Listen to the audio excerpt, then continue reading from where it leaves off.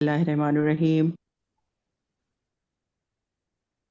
آج ایک مجلس کا انعقاد کیا گیا ہے جو کہ امام حسین علیہ السلام کی سفر کا آغاز ہے آج۔ تو ہمارے ساتھ عالمہ شبنم زیدی صاحبہ موجود ہیں جو تلاوت اور خطابت کریں گی۔ تو میں بلانا چاہوں گی شبنم زیدی صاحبہ۔ جی السلام علیکم ورحمۃ اللہ وبرکاتہ۔ رحمۃ اللہ وبرکاتہ۔ جی خیر، شروع کیجیے۔ اعوذ باللہ من الشیطان اللعین الرجیم، بسم اللہ الرحمن الرحیم۔ اذا جاء نصر اللہ والفتح ورأيت الناس يدخلون في دين الله أفواجا فسبح بحمد ربك واستغفر إنه كان توابا صدق الله العلي العظيم۔ اللهم صل على محمد وآل محمد اللهم صل وعجل علی محمد وآل محمد۔ فرجهم وفرجنا بهم۔ سورہ فاتحہ۔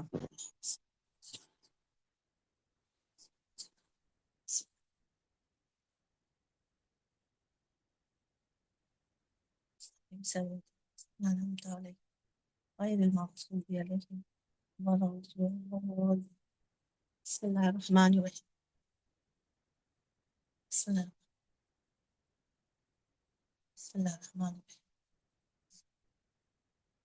اللهم صل على محمد، اللهم صل على محمد۔ لا حول ولا قوة إلا بالله العلي العظيم۔ أعوذ بالله من الشيطان اللعين الرجيم، بسم الله الرحمن الرحيم۔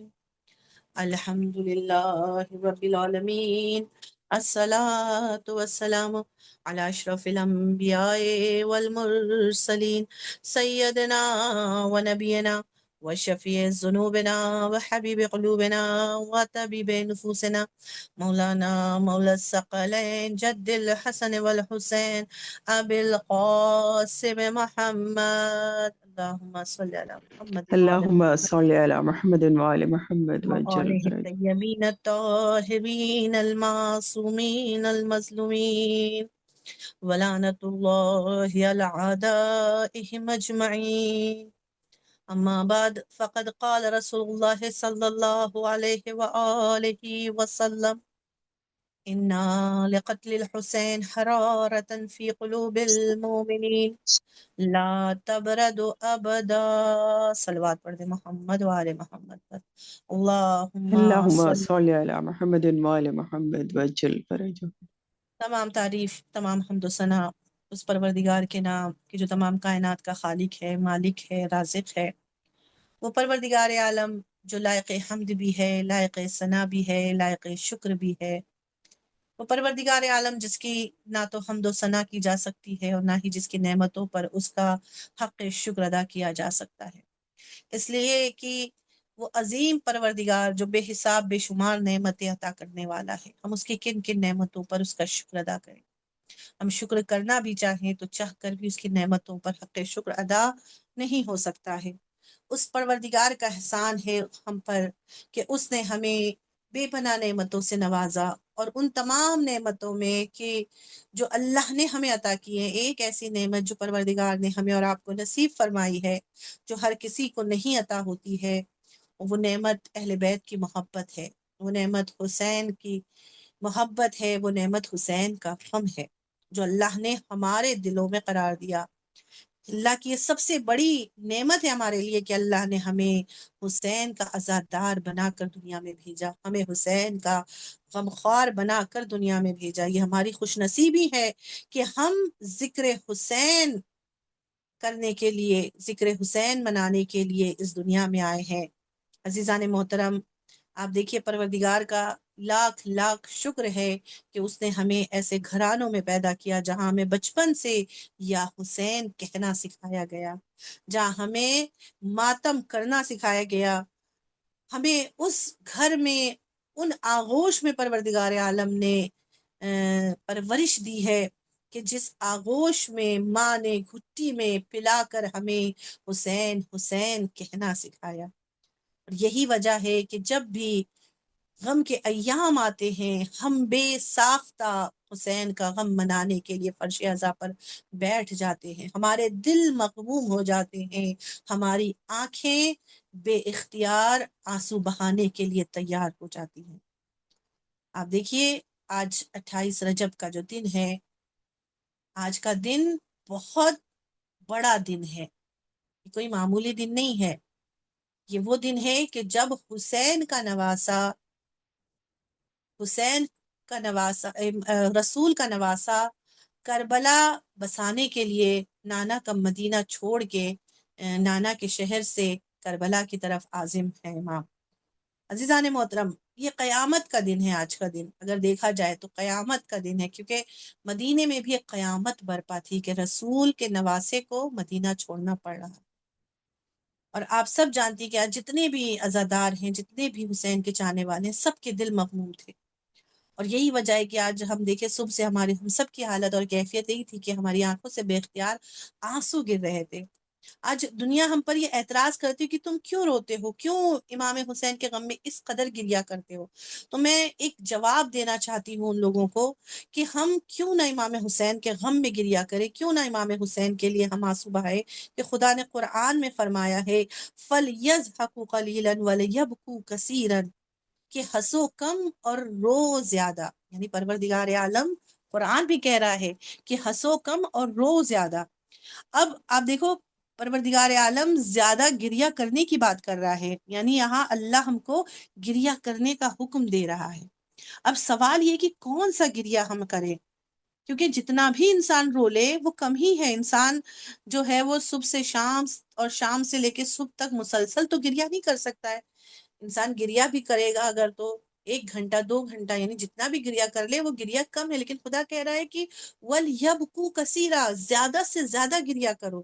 اس کا مطلب ہے کہ اللہ کوئی خاص گریا ہم سے چاہتا ہے کہ جو دیکھنے میں کم ہو لیکن نگاہ پروردگار میں اس کی عظمت بہت زیادہ ہو. یہ کون سا گریا ہے عزیزان محترم؟ یہ وہی گریا ہے کہ جسے آدم نے اختیار کیا، جسے نوح نے اختیار کیا. یہ وہی گریا ہے جسے ابراہیم نے اختیار کیا. یہ وہی گریا ہے کہ جسے موسیٰ نے، جسے عیسیٰ نے اختیار کیا. یہ وہی گریا ہے کہ جسے پیغمبر اکرم صلی اللہ علیہ وآلہ وسلم نے گریا اختیار کیا. یہ وہی گریا ہے جسے مولا کائنات نے اختیار کیا. یہ وہی گریا ہے کہ جسے خود فاطمۃ الزہرا نے اختیار کیا. آپ سب جانتی ہیں کہ امام حسین کی جب خبر شہادت شہزادی فاطمہ زہرا نے سنی تھی تو بے اختیار شہزادی کی آنکھوں سے آنسو روا ہو گئے تھے، اور ایک سوال کیا تھا کہ بابا جب نہ آپ ہوں گے، نہ علی ہوں گے، نہ حسن ہوں گے، نہ میں ہوں گی، تو میرے حسین پر گریا کون کرے گا؟ اور اس وقت رسول اللہ نے فرمایا تھا میری لال غم نہ کرو، خدا ایک ایسی قوم کو پیدا کرے گا کہ جو قوم تیرے حسین پر گریا کرتی رہے گی، جو قوم تیرے حسین کا غم مناتی رہے گی. یعنی فاطمۃ الزہرا کو پسند ہے کہ حسین پر گریا کیا جائے، خدا کو پسند ہے کہ حسین پر گریا کیا جائے. اور یہی وجہ ہے کہ آپ دیکھیے کہ یہ گریا اللہ کو اتنا پسند ہے کہ کہیں بھی کوئی روایت ہمیں نہیں ملتی ہے کہ جس میں یہ کہیں پر بھی ذکر ہوا ہو کہ اللہ فلاں گریا کرنے پر اللہ جنت واجب کر دیتا ہے یا فلاں گریا کرنے پر اللہ گناہوں کو معاف کر دیتا ہے. لیکن یہ تنہا ایک ایسا گریا ہے کہ ایک قطرہ آنسو بھی اگر حسین کی مظلومیت میں، حسین کی غربت پر اگر آنکھوں میں سے ایک قطرہ آنسو بھی بہہ جائے تو پروردگار عالم اس کے تمام گناہان کبیرہ اور صغیرہ کو معاف کرتا ہے اور اس پر جنت کو واجب قرار دے دیتا ہے. یہ گریا اللہ کو اتنا زیادہ پسند ہے. اور شاید یہی وجہ ہے کہ آپ دیکھیے کہ ہمارے چوتھے امام جن کا لقب ہی سید الساجدین ہے، جن کا لقب ہی زین العابدین ہے، جو عبادتوں کی زینت تھے، جو اتنی کثرت سے سجدے کیا کرتے تھے کہ آپ کا لقب سید الساجدین پڑ گیا. وہ امام واقع کربلا کے بعد جب تک زندہ رہے، آپ سب جانتی ہیں کہ 35 سال، بعض روایت میں 40 سال میرا امام جب تک زندہ رہا مسلسل امام گریا کرتے رہے. یعنی امام حسین پر گریہ کرنا ایک بہت عظیم عبادت ہے.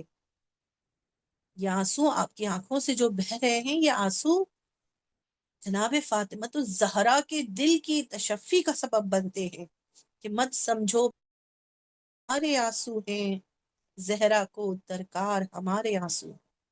زان محترم، خدا کا شکر ہے کہ اللہ نے ہمیں حسین کا عزادار بنایا، اور آپ سب جانتی ہیں کہ ہر کسی کو یہ محبت، یہ غم نہیں ملتا ہے. روایت ہے معصوم کی، رسول اللہ نے فرمایا کہ من اراد اللہ بہ الخیر، اللہ اپنے جس بندے کے لیے خیر کا ارادہ کرتا ہے، قذف فی قلبہ حب الحسین، اللہ اس کے دل میں حسین کی محبت ڈال دیتا ہے، اللہ اس کے دل میں حسین کا غم ڈال دیتا ہے. اپنے دلوں میں جھانک کر دیکھیں کہ کتنا غم ہے ہمارے دلوں میں امام حسین کی غربت اور مظلومیت کا، کتنا ہم امام حسین سے محبت کرتے اور کتنا ہمارے دلوں میں حسین کا غم موجود ہے. اور یقین جانیے یہ غم کبھی ختم نہیں ہو سکتا. اسی لیے رسول اللہ نے فرمایا انا لقتل الحسین حرارتا فی قلوب المؤمنین لا تبرد ابدا، کہ حسین کی شہادت کا غم ایک ایسی شمع کی مانند لوگوں کے ہاں دلوں میں، مومنین کے دلوں میں آگ کی مانند جلتا رہے گا، اور ایسی حرارت ہے جو کبھی ٹھنڈی نہیں پڑ سکتی ہے. یعنی یہ 1400 سال پہلے رسول اللہ نے اعلان کر دیا تھا کہ یہ غم مومنین کے دلوں میں آگ کی مانند جلتا رہے گا اور کوئی اسے ٹھنڈا نہیں کر سکتا، یہ آگ کبھی ٹھنڈی نہیں پڑ سکتی ہے. اور یہی وجہ ہے کہ ہم دیکھ رہے ہیں کہ یہ آگ، یہ حرارت ہمارے دلوں میں آج بھی زندہ ہے. اور جیسے ہی یہ غم کے ایام شروع ہوتے ہیں، بے ساختہ ہمارے دل مغموم ہو جاتے ہیں، ہماری آنکھوں سے بے اختیار آنسو بہنے لگتے ہیں. اذان محترم، لوگ ہم سے کہتے ہیں نا کیا ملے گا رو کر، کیوں اتنا گریہ کرتے ہو؟ ہم کہتے ہیں ہمیں کچھ نہیں چاہیے، ہم یہ آنسو اس لیے نہیں بہاتے کہ ہمیں جنت چاہیے، ہم یہ آنسو اس لیے نہیں بہاتے کہ ہمیں جہنم کا خوف ہے، ہم صرف اس لیے گریہ کرتے ہیں کہ بس ہم سے حسین کی ماں راضی ہو جائے، شہزادی فاطمہ الزہرا ہم سے راضی ہو جائے. اور یقیناً جس سے فاطمہ الزہرا راضی ہو جائے اس سے رب بھی راضی ہو جاتا ہے. یعنی اللہ نے اپنی رضا کو فاطمہ کی رضا میں پوشیدہ رکھا ہے، جس سے فاطمہ راضی ہے اس سے خدا بھی راضی ہے. تو یہ ہم اور آپ جو گریہ کرتے ہیں، خدا کا شکر ادا کیے کہ اللہ نے ہمیں حسین پر رونے والوں میں قرار دیا ہے. اور یقین جانیے کہ صرف ہم اور آپ گریہ نہیں کرتے ہیں. روایت کے جملے ہیں کہ بعد شہادت آپ سب جانتی ہیں، روایت بھی ہے کہ بعد شہادت 40 دن تک آسمان نے گریہ کیا، 40 دن تک زمین نے گریہ کیا، 40 دن تک زمین اور آسمان کے درمیان جو کچھ موجود ہے، یہ دریا، یہ ہوا، یہ چرند، یہ پرند، انسان، حیوان، یہ شجر، یہ حجر، یہ چاند، یہ سورج، یہ درخت، یہ پہاڑ، جتنی بھی چیزیں اس زمین و آسمان کے درمیان میں موجود ہے، ہر ایک مخلوق نے جو ہے وہ حسین کی مظلومیت پر گریہ کیا ہے. یہ سب روایت میں موجود ہے. لیکن عزیزان محترم، وہاں پر ہو سکتا ہے ہمارے ذہنوں میں ایک سوال اٹھے کہ ہم اور آپ گریہ کرتے ہیں، یہ سمجھ میں آتا ہے چونکہ ہمیں حسین سے محبت ہے، لیکن کائنات نے کیوں گریہ کیا؟ اس کائنات کے گریہ کرنے کی کیا وجہ تھی؟ ان کے گریہ سے کیا تعلق ہے؟ تو دیکھیے جواب اس کا جو ہے پروردگار عالم سورہ مومنون کی آیت نمبر 71 میں پروردگار عالم ارشاد فرماتا ہے کہ اگر یہ حق باطل کے سامنے جھک جائے لفسدت السماوات والارضون ومن فیہن، تو جو کچھ آسمانوں اور زمینوں کے درمیان میں موجود ہے وہ سب کے سب تباہ ہو جاتے، وہ سب کے سب فنا ہو جاتے. یعنی اگر حق باطل کے سامنے سر جھکا دے تو پوری کائنات فنا ہو جائے. اب سمجھ میں آیا کہ آسمان نے گریہ کیوں کیا، زمین نے گریہ کیوں کیا، پہاڑوں نے گریہ کیوں کیا، دریا نے، درختوں نے، مچھلیوں نے، چرند پرند، تمام ملائکہ، انسان، حیوان، سب نے کیوں گریہ کیا؟ کیونکہ اگر امام حسین باطل کے سامنے سر جھکا دیتے تو یہ سب کچھ تباہ ہو جاتا. امام نے باطل کی بیعت نہ کر کے نہ صرف یہ کہ دین اسلام کو بچا لیا، بلکہ آپ نے پوری کائنات کو ایک نئی زندگی عطا کر دی. کہ شاعر نے کیا خوب کہا ہے کہ نظر کا نور اسے دل کا چین کہتے ہیں، نظر کا نور اسے دل کا چین کہتے ہیں، نبی بھی اپنی عبادت کا زین کہتے ہیں، اور جو اپنی جان گنوا دے حفاظت حق میں اسی کو دل کی لغت میں حسین کہتے ہیں۔ صلوات پڑھ دیں محمد والے۔ اللہم صلی علی محمد وآل محمد وعجل فرجہم۔ تو آپ دیکھیے کہ امام حسین نے باطل کے سامنے سر نہ جھکا کر، باطل کی بیعت نہ کر کے، نہ صرف یہ کہ دین اسلام کو نہیں بچایا بلکہ اس پوری کائنات کو بچا لیا ہے، سے کہ اگر باطل کے سامنے حق جو ہے وہ باطل کے سامنے سر جھکا دے تو پھر یہ کائنات فنا ہو جاتی۔ عزیزان محترم، یہی ایک پیغام ہمیں آج کربلا سے بھی حاصل ہو رہا ہے۔ یہی امام حسین نے ہم سب کو ایک پیغام دیا ہے، یہی کربلا اور امام حسین کے انقلاب کی بنیاد ہے کہ کبھی باطل کے سامنے سر نہ جھکانا بلکہ باطل کے سامنے ہمیشہ ڈٹ کر مقابلہ کرنا، کیونکہ تمہارے امام نے بھی باطل کے سامنے سر کو نہیں جھکایا۔ اور عزیزان محترم، اس کے بعد دیکھیے کہ اب یہاں پر ہو سکتا ہے کہ ہمارے ذہنوں میں ایک اور یہ سوال آئے کہ امام حسین سے ہی جو ہے وہ بیعت کا مطالبہ کیوں کیا گیا تھا؟ آپ سب جانتی ہیں کہ جب یزید جو ہے وہ تخت خلافت پر بیٹھا تو اس نے خط لکھ کر مدینے میں بھیجا، اور وہاں پر جو ہے وہاں کا جو گورنر تھا ولید، اس کو یہ حکم دیا کہ فوراً جا کر امام حسین سے بیعت کا مطالبہ کرو، اگر امام حسین نے بیعت نہ کی تو ان کا سر قلم کر دینا۔ تو آپ دیکھیے کہ وہاں پر اس وقت مدینے میں اور بھی بڑی بڑی شخصیتیں موجود تھیں، اس وقت مدینے میں اور بھی بڑے بڑے جو ہیں وہ اصحاب رسول موجود تھے، لیکن کسی سے بھی جو ہے وہ بیعت کا مطالبہ نہیں کیا گیا، صرف امام حسین سے بیعت کا مطالبہ کیا گیا۔ اور دوسری چیز یہ کہ امام حسین سے بیعت کا جو مطالبہ کیا گیا تھا وہ مدینے میں کیا گیا تھا۔ مدینہ کون سی جگہ ہے؟ مدینہ رسول کا شہر ہے، مدینہ رسول کے اصحاب کا شہر ہے، مدینہ وہ جگہ ہے جہاں امام حسین کے چاہنے والے موجود ہیں۔ اس جگہ پر یزید نے جو ہے وہ بیعت کا مطالبہ کیا، لیکن اس کے بعد پھر تاریخ میں نہیں ملتا ہے کہ پھر یزید نے کسی سے بیعت کا مطالبہ کیا ہے۔ یہاں تک کہ آپ دیکھیے کہ جب خود چوتھے امام سید سجاد جب ہتکڑی بیڑیوں میں انہیں جکڑ کر گرفتار کر کے یزید کے دربار میں لایا گیا تو تاریخ نہیں، کہیں بھی تاریخ میں موجود نہیں ہے کہ پھر جو ہے وہ یزید نے جو ہے وہ سید سجاد سے بیعت کا مطالبہ کیا ہو۔ یعنی آپ دیکھیں کہیں بھی تاریخ میں نہیں ملتا ہے کہ پھر چوتھے امام سے یزید نے جو ہے وہ بیعت کا مطالبہ کیا ہے، اور صرف چوتھے امام سے نہیں بلکہ اس کے بعد بھی جو ہے وہ کسی نے بھی جو ہے وہ کسی بھی امام سے بیعت کا مطالبہ نہیں کیا۔ تو عزیزان محترم، آخر اس کی وجہ کیا ہے کہ کسی بھی اس کے بعد جو ہے وہ ظالم حکمران نے جو ہے وہ کسی سے بھی جو ہے وہ بیعت کا مطالبہ نہیں کیا؟ اس کی آخر وجہ کیا ہے؟ تو آپ دیکھیے کہ شاید اس کی وجہ یہ ہے کہ دنیا امام حسین نے بیعت نہ کر کے آنے والے زمانے تک بلکہ قیامت تک آنے والے ہر ظالم کے سامنے بیعت نہ کر کے دنیا کو یہ واضح طور پر بتلا دیا کہ جنہیں اللہ روئے زمین پر اپنا نمائندہ بناتا ہے ان سے اگر کوئی باطل بیعت کا مطالبہ کرتا ہے تو یہ وہ گھرانہ ہے کہ جو سر کٹا سکتا ہے مگر سر جھکا نہیں سکتا۔ ایک حسین نے یزید کی بیعت نہ کر کے قیامت تک حق اور باطل کے فرق کو واضح کر دیا، اور اس اعلان کے ساتھ کہ مثلی لا یبایع مثلا، کہ میرے جیسا یزید جیسے کی بیعت نہیں کر سکتا ہے۔ یعنی کہ جو حسینی ہے، جو حسین کا چاہنے والا ہے، پھر وہ قیامت تک آنے والے کسی بھی یزید کے سامنے جھک نہیں سکتا ہے، کسی بھی یزید کی بیعت کا مطالبہ نہیں کر سکتا ہے۔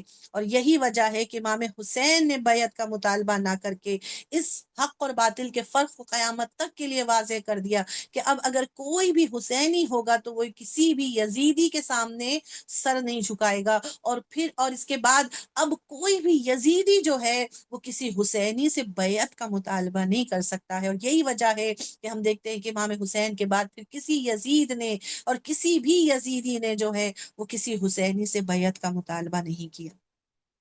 یعنی امام حسین نے بیعت نہ کر کے قیامت تک کے لیے حسینیوں کو جو ہے وہ واضح ان کے لیے راستہ بتلا دیا کہ اب کوئی حسینی بیعت نہیں کرے گا اور کوئی یزیدی کسی حسینی سے بیعت نہیں لے سکتا ہے.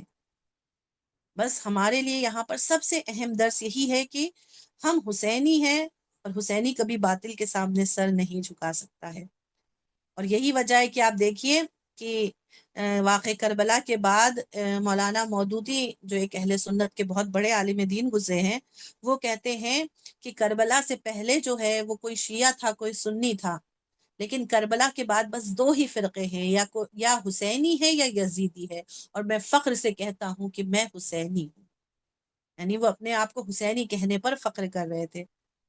تو ہم بھی فخر کرتے ہیں کہ ہم حسینی ہیں. اور آج آپ دیکھیے کہ کس طرح سے دنیا میں جو ہے وہ حسینیوں کی شان و شوکت دنیا کے لیے واضح ہو گئی. دنیا آج حسینیوں کو پہچان گئی کہ آج پوری دنیا جس سپر پاور طاقتوں کے سامنے جتنے بھی اسلامی ممالک ہیں وہ سر جھکاتے ہوئے نظر آ رہے ہیں، لیکن جو واقعی حسینی ہے، جو حسین کا پیروکار ہے، جو حسین کا چاہنے والا ہے، جو حسین کے راستے کو اپنے لیے مشعل راہ بنانے والا ہے، وہ حسینی آج بھلے ہی ساری دنیا نے اسے تنہا چھوڑ دیا ہے مگر وہ باطل کے سامنے سر جھکانے کو تیار نہیں ہے، جو واضح طور پر دنیا کے سامنے اعلان کر رہا ہے کہ ہم حسین کے چاہنے والے ہیں، ہم سر کٹا سکتے ہیں مگر سر جھکا نہیں سکتے ہیں.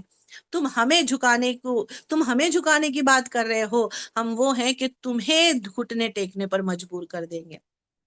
آپ دیکھیے آج دنیا حیران ہے.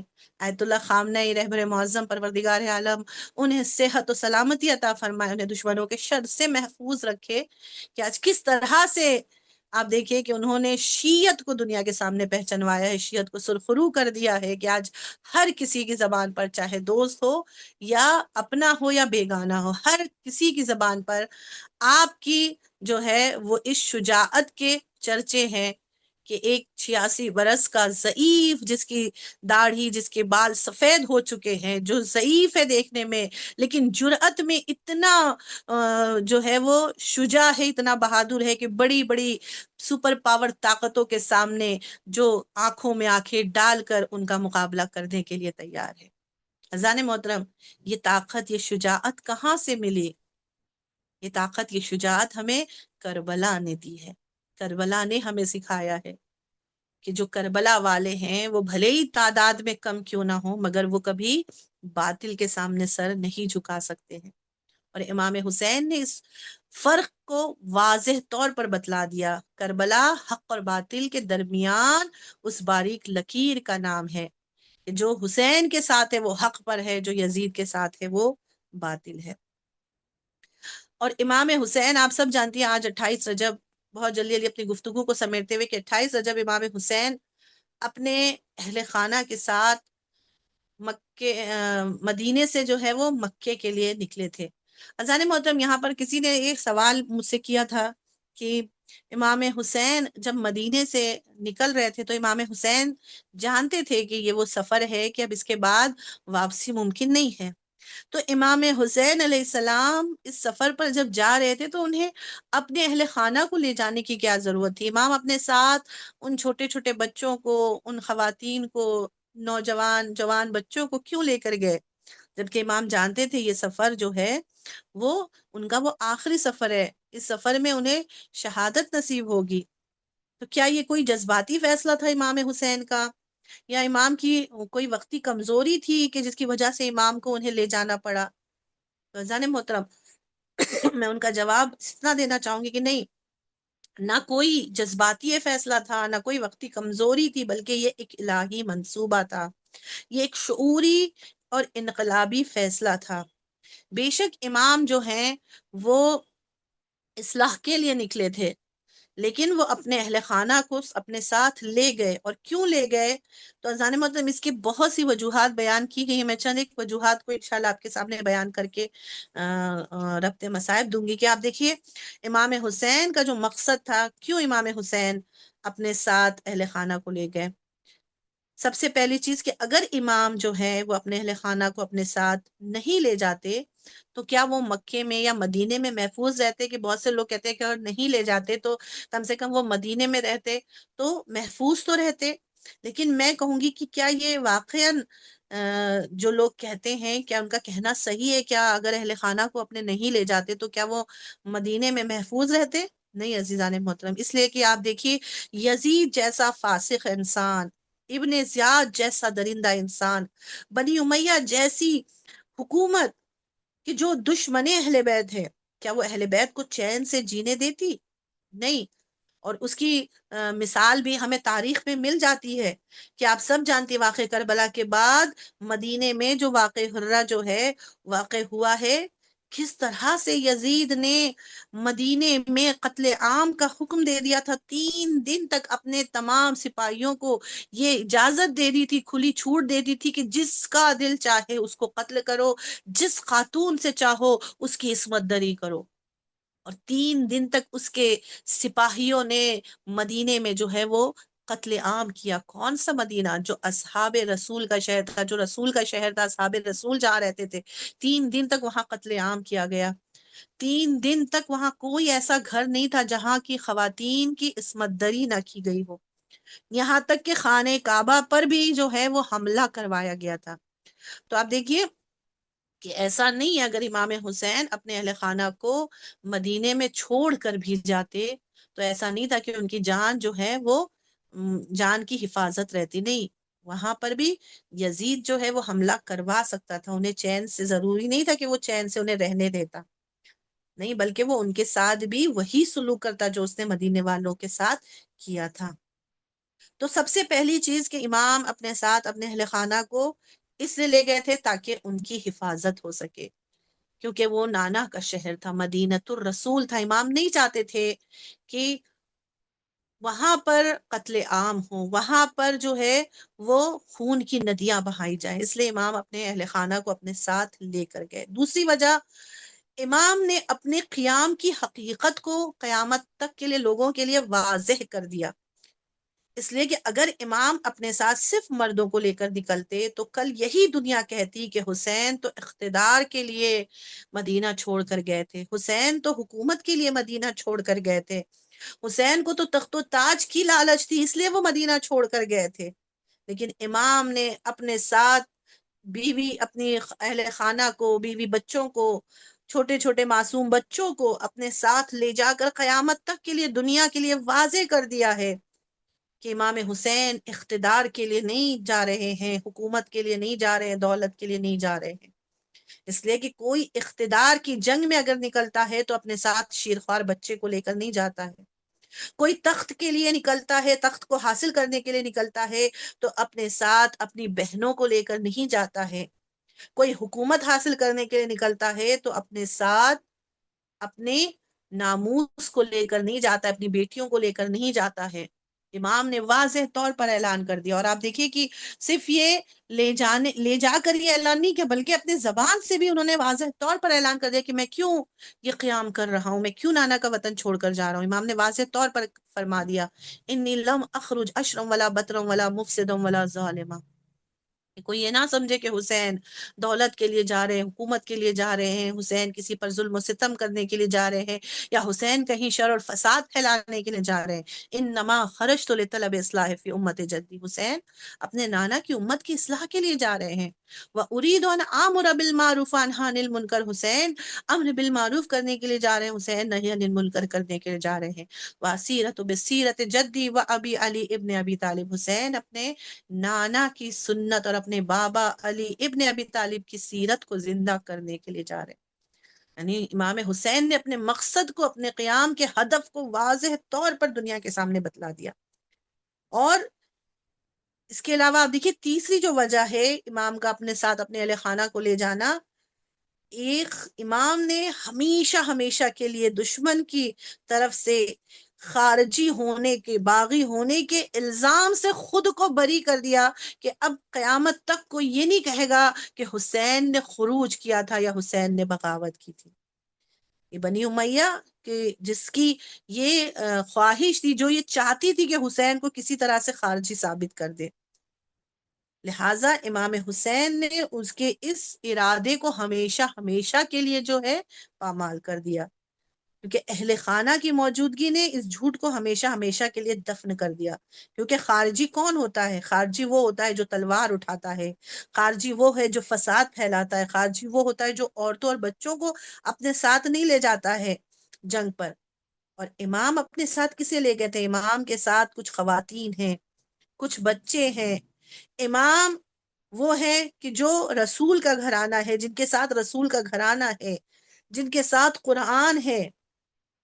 امام اس انداز میں گھر سے نکلے ہیں، تو یہ بھی دشمن کی جو سازش تھی، امام نے اس سازش کو ناکام کرنے کی کوشش کی تھی، اس لیے اپنے ساتھ وہ اپنے اہل خانہ کو لے گئے۔ اور چوتھی وجہ آپ دیکھیے کہ پیغام عاشورہ کو قیامت تک کے لیے باقی رکھنا اور اسے ہر گھر گھر تک پہنچانا۔ اگر امام اپنے اہل خانہ کو اپنے ساتھ نہ لے جاتے تو پھر آپ دیکھیے کہ پھر یزید کی تاریخ لکھی جاتی، نہ حسین کی۔ یعنی یزید پھر جو چاہتا وہ تاریخ لکھوائی جاتی، نہ کہ حسین کی تاریخ لکھی جاتی۔ لہٰذا امام حسین علیہ السلام نے اپنے ساتھ چھوٹے چھوٹے بچوں کو لے جا کر، اپنے ساتھ اپنی زینب جیسی بہن کو لے جا کر، یہ بھی جو ہے وہ اپنے اس مشن کو مکمل کرنے کی کوشش کی تھی۔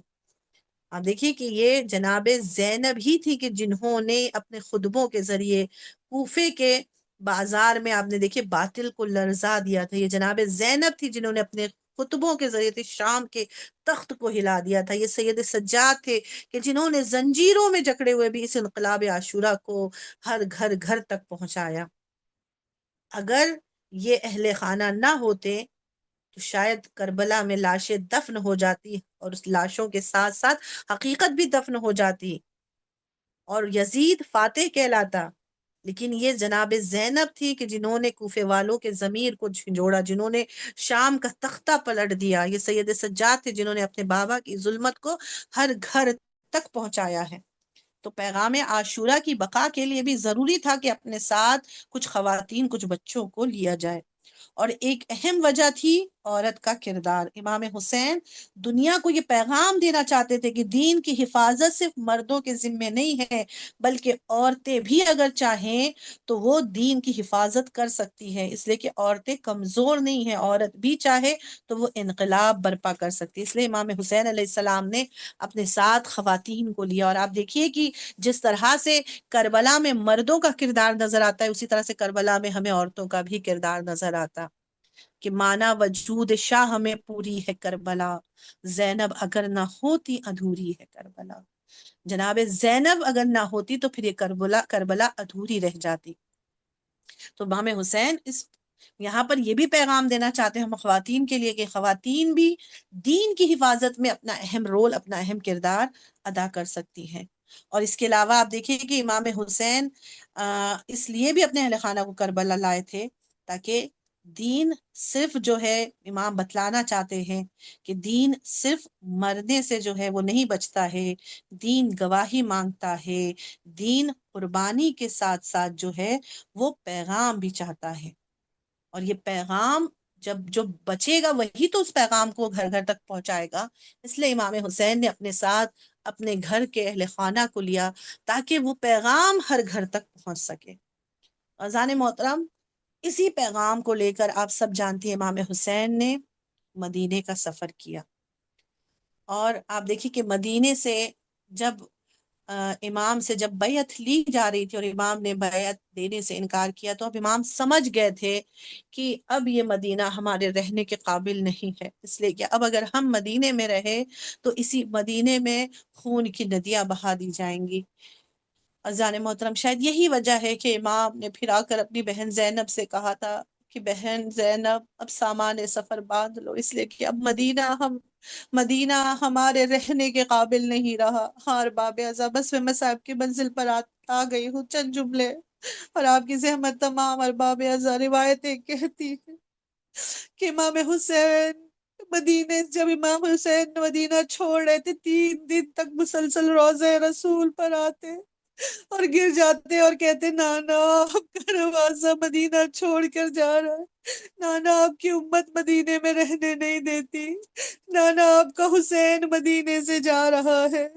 اجرکم اللہ زادارو 3 دن تک حسین نے نانا کے روزے پر آ کر، نانا کے مزار پر آ کر گریا کیا، اور اب اس کے بعد جب ماں کے مزار پر گئے ہیں، روایتیں کہتی اس طرح سے ماں کے مزار پر گئے جیسے ایک 6 ماہ کا بچہ چلتا ہوا اپنی ماں کی آغوش میں آتا ہے، ارے گھٹنیوں پر چلتے ہوئے حسین ماں کی قبر پر آئے ہیں، خود کو اماں کی قبر پہ گرا دیا، اماں تیرا حسین مدینہ چھوڑ کے جا رہا ہے، اماں حسین واپس نہ آئے گا، ارے جنگل میں دل کے پیاروں کی بستی بسائے گا، اماں حسین مدینے میں اب واپس نہ آئے گا، اے اماں تیرا حسین مدینہ چھوڑ کے جا رہا ہے۔ آزاداروں روایتیں کہتی اتنا گریا کیا میرے مولا نے، گریا کرتے کرتے غش آ گیا، ارے عالم غشی میں حسین نے ایک منظر دیکھا، قبر سیدہ ہل رہی ہے،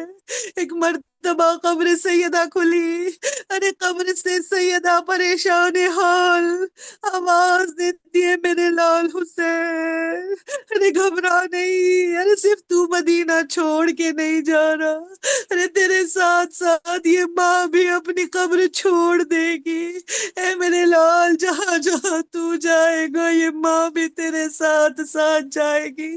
آزادارو، اور راز اس وقت کھلا جب کربلا کے میدان میں 2 محرم کو یہ قافلہ پہنچا ہے، خیمے لگا دیے گئے ہیں، شب کی تاریکی ہوئی، ایک مرتبہ جناب زینب امام حسین کے پاس آئی، بھیا یہ کیسی بستی ہے، یہ کہاں خیمے لگا دیے ہیں، کہا میری بہن کیا وجہ ہے، کہا بھیا جب سے یہ خیمے لگے ہیں رات کا پچھلا پہر ہوا ہے، ارے ایک ضعیفہ کے رونے کی آواز بار بار کانوں میں گونج رہی ہے، ایسا لگتا ہے کوئی ضعیف ماں ہے جس کا جوان بیٹا مارا گیا، ایک مرتبہ حسین تڑپ گئے، زینب تو نے پہچانا نہیں، ارے یہ رونے والی ماں کوئی اور نہیں ہماری اور تمہاری ماں فاطمہ الزہرا ہے، ارے جو مدینے سے ہمارے ساتھ کربلا آئی ہے، اجرکم اللہ اجرکم اللہ زادارو، روایتیں کہتی ہیں حسین کا یہ قافلہ 28 رجب کو مدینے سے نکلا ہے،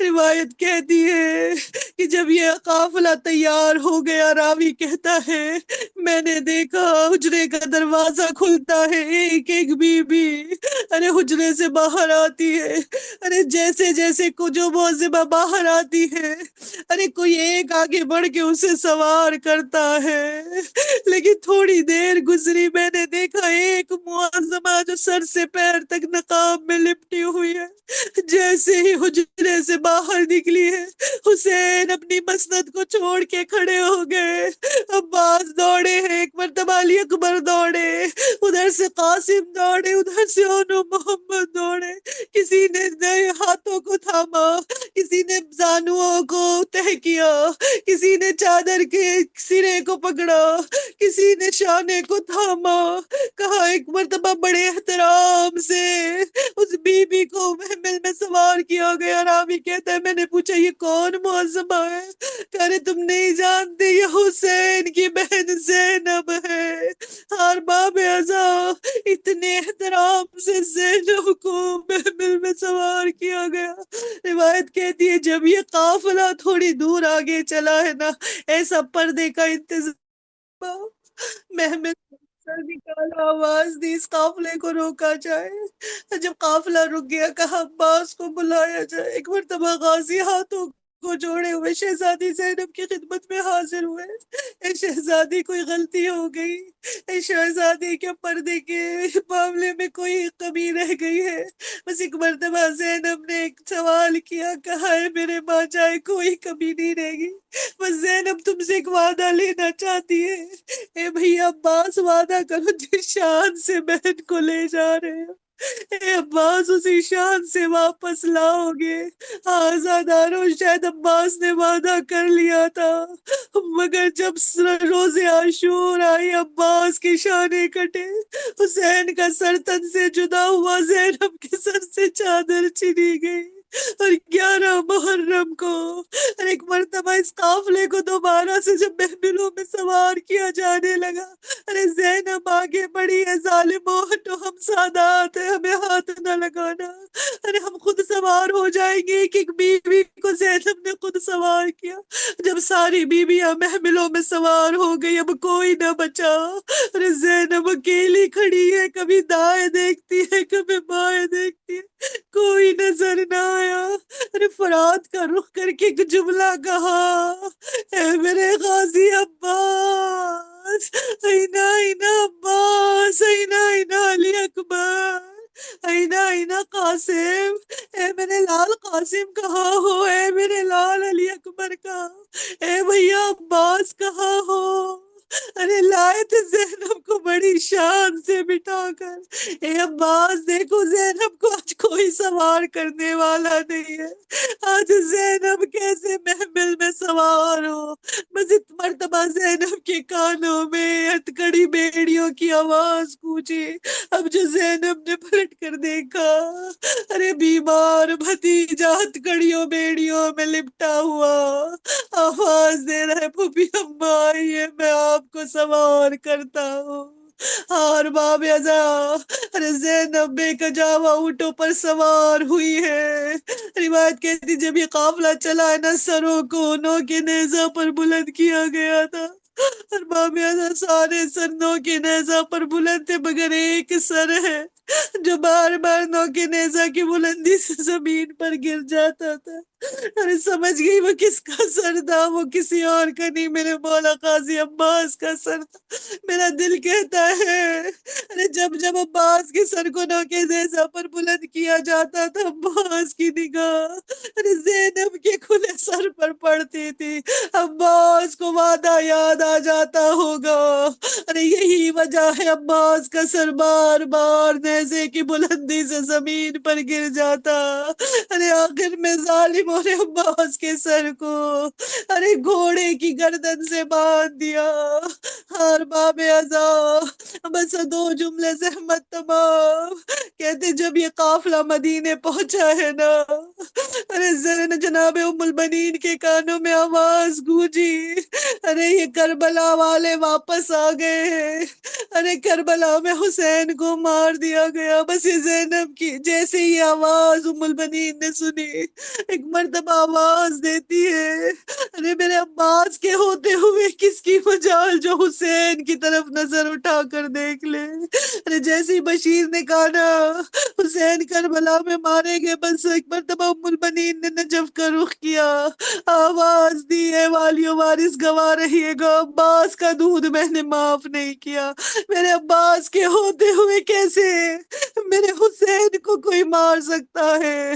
بس بشیر نے ایک مرتبہ تڑپ کے کہا ام البنین پہلے تیرے عباس کے بازو قلم ہوئے، پھر حسین کا سر تن سے جدا ہوا، پھر زینب ام کلثوم کے سر سے چادریں چھینی گئی۔ الا لعنت اللہ علی القوم الظالمین، انا للہ و انا الیہ راجعون، رضا بقضائہ تسلیما۔ ماتم حسین۔